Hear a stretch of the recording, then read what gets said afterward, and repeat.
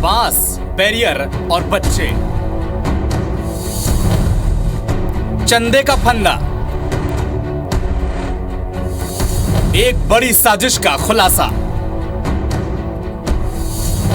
नक्सलियों का मिशन नौनिहाल। बच्चे बने नक्सलियों का ब्रह्मास्त्र। तो बुलेटिन का आगाज हर दिन की तरह आज भी हम एक ऐसी खबर से कर रहे हैं जिससे जानना आपके लिए बड़ा जरूरी है और आज का खुलासा हैरान करने वाला है। दंतेवाड़ा में 2 दिन पहले अरनपुर में साल का सबसे बड़ा गंभीर नक्सल हमला हुआ जिसमें अपने 10 जवान और एक ड्राइवर कुल 11 लोगों को खोया और इसी से जुड़े नए नए फैक्ट्स अब सामने आ रहे हैं। एक तथ्य चौंकाने वाला आज भी सामने आया। जिस गाड़ी को नक्सलियों ने ब्लास्ट करके उड़ाया था उस गाड़ी को बच्चों ने दरअसल कुछ ही देर पहले कुछ ही दूरी पर रोका था। घटनास्थल से महज 50 से 60 मीटर की दूरी रही होगी जहां बच्चों ने जवानों की गाड़ी को रोका। इसके बाद दोबारा जब आगे गाड़ी बढ़ी तो जाहिर है उसकी रफ्तार वैसी नहीं, थोड़ी कम थी। अब सवाल ये उठने लगा कि क्या नक्सलियों ने इस घटना को अंजाम देने के लिए बाल संगम का इस्तेमाल किया। यह सवाल लाजमी भी है क्योंकि जिस जगह पर बच्चों ने आमा त्योहार के लिए नाका लगाया वहां दूर दूर तक कोई गांव नहीं। इस जगह से करीब 2 किलोमीटर दूरी पर ग्रामीणों ने एक नाका लगा रखा था और यह नाका गांव में लगा था। ये जवानों की गाड़ियों को रोक नहीं रहा था और ना ही उनसे किसी पैसे की मांग कर रहा था। लेकिन दूसरे नाके पर मौजूद बच्चों ने जवानों की पहली गाड़ी को भी रोकना चाहा, वो गाड़ी वहां रुकी नहीं। इसके बाद वहां मौजूद बच्चों या बाल संगम सदस्यों ने दूसरे नंबर की गाड़ी को रोकना चाहा और उसे रोक लिया। जवानों ने उनको पैसे दिए लेकिन फिर कुछ मीटर आगे जाकर जवानों की इसी गाड़ी में ब्लास्ट हो गया। ये बच्चे कौन थे, कहां से आए थे, घटना के बाद कहां चले गए, इस बारे में कोई ठोस जानकारी 2 दिन की जांच में अब तक सामने नहीं आई। चलिए इस पूरे मामले पर एक गंभीर रिपोर्ट है, वो भी देख लीजिए।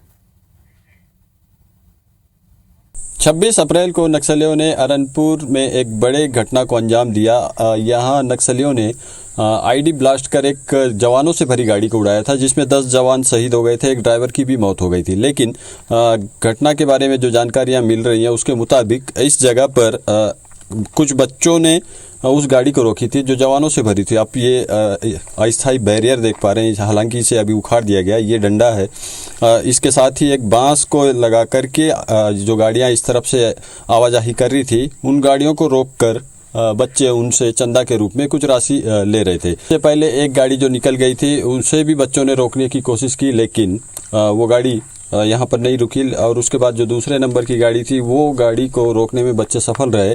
यहाँ से गाड़ी कुछ दूर पर आगे बढ़ती है, लगभग 50 से 60 मीटर की दूरी पर जैसे ही पहुँचती है वहाँ नक्सली ब्लास्ट कर देते हैं। लेकिन गौर करने वाली बात यह है कि क्या नक्सलियों ने इस ब्लास्ट को अंजाम देने के लिए बच्चों का इस्तेमाल किया या फिर ये भी बातें पिछले समय में सामने आती रही है कि नक्सली बाल संगम का इस्तेमाल बड़ी घटनाओं को अंजाम देने के लिए करते रहे हैं। लेकिन जो जानकारी अब तक सामने आ रही है उसके मुताबिक केवल यहाँ पर बच्चे ही थे जो आसपास के गांव के रहने वाले थे। हालांकि ये कौन गांव के थे वो अभी स्पष्ट नहीं हो पाया, लेकिन अगर आप आसपास का नज़ारा देखें तो यहाँ कोई भी मकान नहीं दिख रहा। दूर दूर तक लगभग 1-1.5 किलोमीटर की दूरी तक कोई भी मकान नहीं है जहाँ पर कि कोई बच्चे या कोई व्यक्ति रहते हो। तो ऐसे में सवाल उठना लाजमी है कि आखिरकार वो बच्चे जो बड़ी संख्या में यहाँ पे थे, जो जिनकी संख्या 8 से 10 बताई जा रही है, वो आखिरकार आते कहाँ से हैं, ये भी एक बड़ा जांच का विषय है।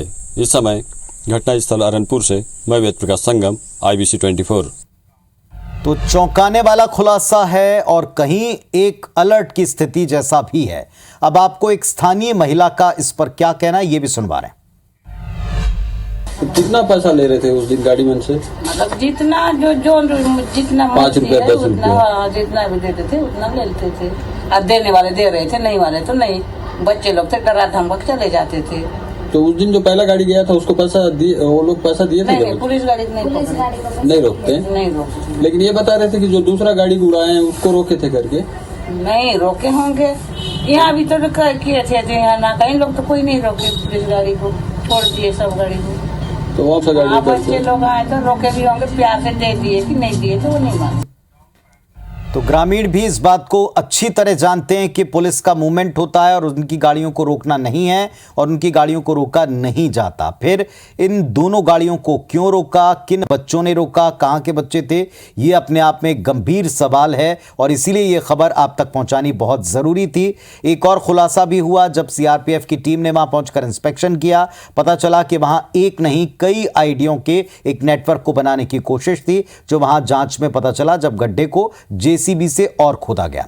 चलिए अब इसको आज हम डिकोड कर रहे हैं कि इस खबर का महत्व क्या है। अगर नक्सलियों ने अरनपुर कांड में बच्चों का इस्तेमाल किया तो जान लीजिए कि यह जानकारी सरकार समाज दोनों के लिए बड़ी चेतावनी हो सकती है। इस खबर का सीधा अर्थ ये कि नक्सली बड़े पैमाने पर अब न केवल यूथ का, युवतियों का, बल्कि बच्चों का ब्रेन वॉश कर रहे हैं। उन्हें बचपन से सरकार और लोकतांत्रिक व्यवस्थाओं के प्रति दूर कर रहे हैं, भड़का रहे हैं और नक्सली अपनी अगली पौध को तैयार करने के लिए इस हद तक जा रहे हैं। इस खबर का सीधा मतलब ये कि नक्सली का बस्तर के अंदरूनी इलाकों में इतना प्रभाव है कि वो डरा धमकाकर या किसी और प्रलोभन में बच्चों तक को अपने साथ ला रहे हैं, ट्रेनिंग दे रहे हैं, या फिर भोले भाले परिवार अपनी मर्जी से बच्चों को नक्सलियों के सुपुर्द कर रहे हैं। 100 बात की एक बात, बच्चों को अपने लिए तैयार करने की रणनीति बनाना, उन्हें आत्मघाती बनाना, ये पहले भी कई आतंकी संगठन रहे, लिट्टे, तालिबान, इस तरह की रणनीति की तरफ इशारा करता है।